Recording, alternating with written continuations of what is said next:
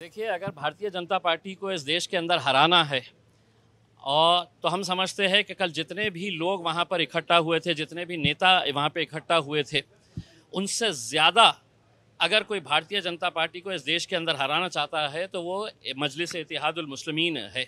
और अगर आप एमआईएम को छोड़ के अगर कोई ऐसा एक गठबंधन बनाना चाह रहे हैं जिसके अंदर आप का लक्ष्य ये है कि बीजेपी को हराना है करके, तो वो कभी कामयाब नहीं होगा।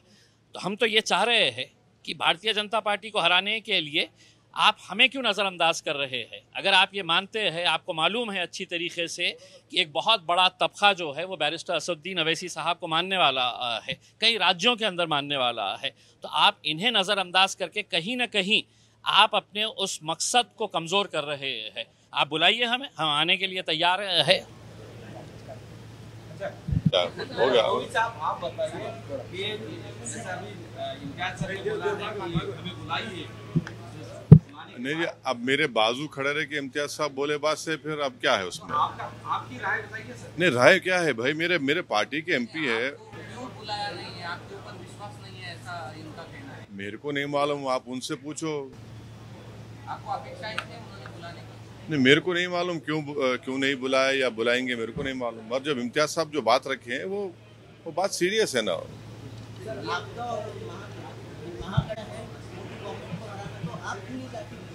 क्यों नहीं जाके?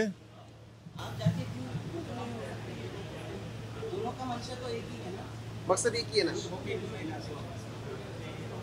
अब ये बताइए, प्यासा कुएं का नहीं आता या कुआं प्यासे के पास आता? सभी तो पैसे ही है ना। हाँ हाँ। सबसे ज्यादा जब से भाजपा की सरकार बनी है, सबसे ज्यादा अगर किसी को मार्जिनलाइज किया गया, एलिनेट किया गया, सबसे ज्यादा डिस्क्रिमिनेशन किसी से हुआ तो वो दलित, आदिवासी और मुस्लिम समाज को किया गया। तो आप इसको भी तो देखो। आप आज सबसे ज्यादा अगर मॉब लिंचिंग होती है, सबसे ज्यादा अगर किसी के घर तोड़े जाते हैं, झूठे इल्जामात में किसी को उठा दिया जाता है, तो कौन है ये लोग? ये इसी समाज के लोग हैं पूरे। तो इसमें अगर आपको बीजेपी को हराने का है तो आपको एक एजेंडा बनाना पड़ेगा। क्या है वो, कैसे आगे बढ़ेंगे आप? सवाल मेरा नहीं है ना, सवाल असदुद्दीन ओवैसी का नहीं है। सवाल ये है कि आप इन चीजों पर गौर करो। आप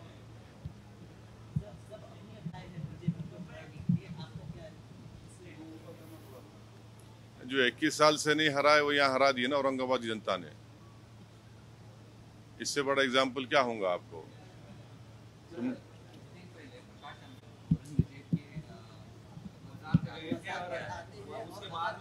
देखिए, एक बात सुनिए, मैं बाड़ा साहब की बहुत इज्जत करता था और करता रहूंगा। वो गए हैं। अब उसका और सब्सटेंशिएशन बाड़ा साहब खुद कर सकते, वो काबिल हैं अपनी बात रखने के लिए। पिछले कुछ दिन से महाराष्ट्र में इसी मुद्दे पर लेकर राजनीति, सोलापुर या संगमनेर इस जगह जो घटना घटी है, अभी ये मुद्दा सामने इलेक्शन के सामने जा रहा है।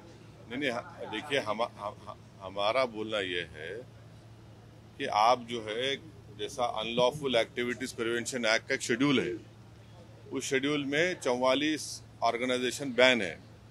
तो हम इन तमाम लोगों से अपील कर रहे हैं कि भैया आप सत्ता में हैं, आप लोग फोटोज को भी एक लिस्ट बना दो। ये फोटो जो रखेगा उसको जेल को भिजा देंगे यूएपीए में। फोटो की लिस्ट बना दो आप, अच्छा रहता ना। ये फोटो नहीं रखना चाहिए, गोडसे की रख सकते, आपटे के रख सकते, मगर इनकी नहीं रख सकते या इनके रख सकते। आप एक फोटो की लिस्ट बना दो, अच्छा है ना। लिस्ट बना दो, उसको बोलो जो एक फोटो रखेगा उसको हम यूएपीए में डाल देंगे। क्या बोल सकते? कुछ प्लान है ऐसा लग रहा है? क्या ये सब चल रहा है तो इलेक्शन सामने। हमारा मानना ये है कि ये सब तमाम चीज़ें जो हो रही है, हम महाराष्ट्र की पुलिस डिपार्टमेंट से और महाराष्ट्र की ब्यूरोक्रेसी से अपील कर रहे हैं कि आप महाराष्ट्र में लॉ एंड ऑर्डर स्थिति को बिगड़ने से बचाइए। पॉलिटिकल पार्टी सत्ता में आएंगे, चले जाएंगे, मगर लॉ एंड ऑर्डर बरकरार रहना चाहिए। जो डेलिब्रेट तरीके से इस तरह से हरकतें की जा रही हैं वो ठीक नहीं है महाराष्ट्र के लिए। सर, तुम्हारे मित्र केसीआर बीआरएस में आने के लिए जो कुछ बड़े नेताओं को ऑफर कर रहे हैं। अभी अभी नाम आया है कि पंकजा मुंडे जो बीजेपी सीनियर लीडर है, उनको भी आइए हम आपको मुख्यमंत्री का उम्मीदवार बनाएंगे, ऐसे ही ऑफर है। नहीं, पंकजा मुंडे को तो 2 साल पहले इम्तियाज साहब बोले थे, 2 साल पहले बोले थे उनको, वो समझ रहे नहीं उनको। 2 साल पहले इम्तियाज साहब जो है, अब बाज लोग जो है हवा को सूंघ के बोलते बारिश हो रही, इम्तियाज साहब पहले ही बोल दिए देखो ऐसा होने वाला है। 2 साल पहले ही इम्तियाज साहब बोले थे उनको। आप खुद कैरी कर रहे थे ना उसको, वो उनको सोचना चाहिए। अब कोई भी अपनी पार्टी को आगे बढ़ा सकता है, ये तो उनका डेमोक्रेटिक राइट है। क्या आप भी बुलाएंगे सीएम के उम्मीदवार बोलके उनका नाम? किनको?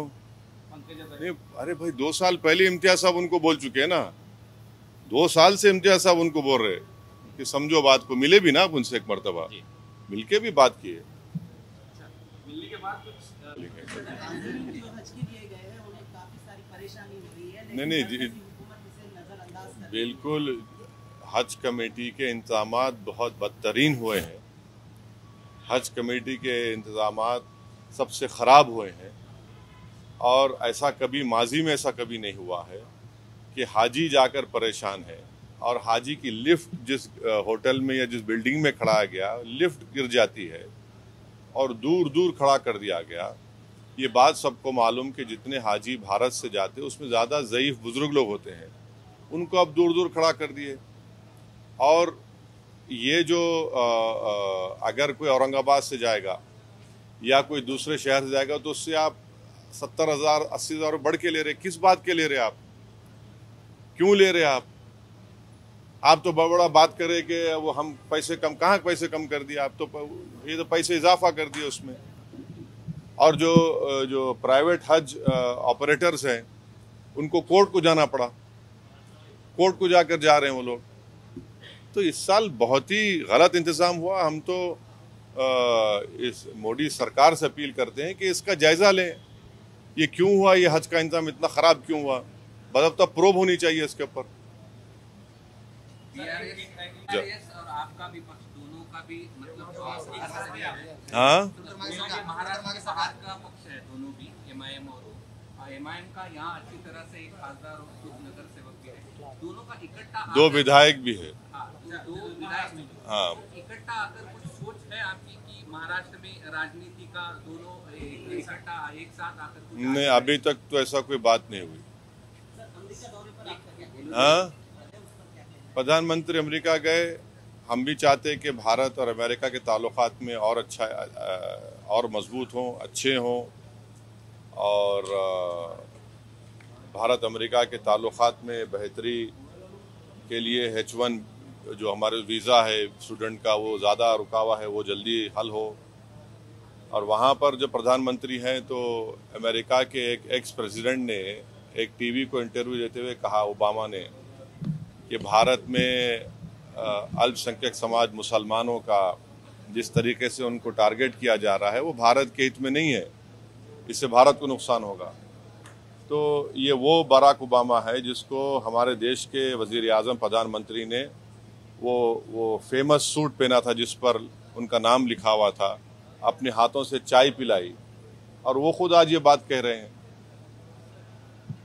और दूसरी बात ये कि भारत के प्रधानमंत्री ने 9 साल में उनके प्रधानमंत्री के टेन्योर में पहली मर्तबा, जैसा आज हम खड़े होकर आपके सवालात का जवाब दे रहे, वैसा उन्होंने सवाल लिया।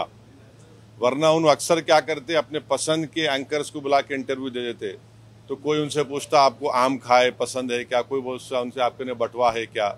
तो उस सवाल जवाब में प्रधानमंत्री ने कहा कि भारत में डिस्क्रिमिनेशन नहीं किया जाता अल्पसंख्यक समाज मुसलमान से।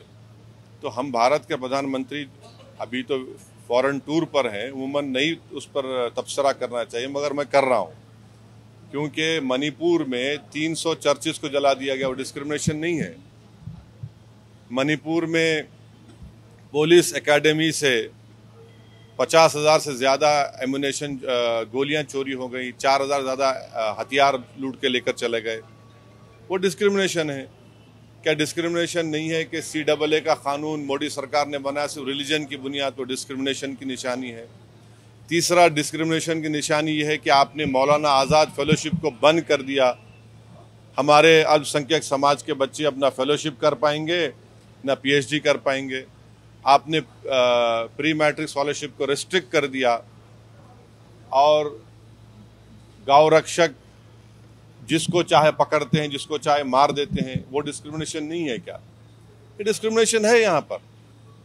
ये सबका साथ, सबका विश्वास, सबका विकास, सबका प्रयास, ये बहुत अच्छा है, डायलॉग अच्छा है, मगर ज़मीन पर तो कुछ दिखता ही नहीं है ना। और फिर डिस्क्रिमिनेशन की मिसाल सबसे बड़ी है कि बीजेपी के पास 300 MP है, एक मुसलमान MP नहीं है, एक मुस्लिम मिनिस्टर नहीं है। ये डिस्क्रिमिनेशन की मिसालें आपके सामने रख रहा हूँ मैं। और हम उम्मीद करते हैं कि प्रधानमंत्री आप लोगों से तो खुल के बात करें ना। ऐसा एक ओपन प्रेस कॉन्फ्रेंस प्रधानमंत्री कर लें दिल्ली में, एक 50-60 जर्नलिस्ट को बुलाकर तुमको जो पूछना है पूछो प्यारे, दिल खोल के पूछो, मैं आज जवाब दूंगा। विदेश में जाकर देते, यहाँ देने, भारत में देने से उनको इतना क्यों पिछड़ जाते हो? जिस तरह से कार्रवाई हो रही है, उस पर क्या हो रही है जांच, क्या बोल सकते हैं, सब देख रहे हैं। चलिए बात।